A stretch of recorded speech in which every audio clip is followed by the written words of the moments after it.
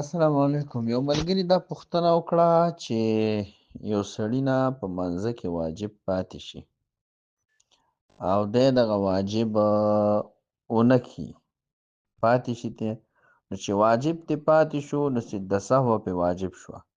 نو چې سجده سهو یې ونه کړه نو اوس به مونځ واپس کوي که نه به کوي. زموږ د مسلک کتاب دی شامي ورته وایي، په هغې کې مسله ذکر ده. که چېرته یو سړي نه په مونځ کې واجب پاتې شو، مثلا صورت فاتحه ویل واجب دی خو وی نه ویله، په وترو کې دعای قنوت ویل واجب دی خو وی نه ویل، او د سجده سهو ومنه کړه، نو په کار دا دی چې په دغه وخت کې دننه مقصد د مازدیګر په مونځ کې دا کار وشو، د ماښام په هغې کې وشو، د ماسخوتن په هغې کې وشو، نو په وخت کې دننه دی واپس دغه مونځ واپس راګرځول د ده لپاره واجب دي، او که وخت تیر شو نو بیا یې راګرځول نه دي په کار. ښه، دا مسله شامي کې لیکلې ده.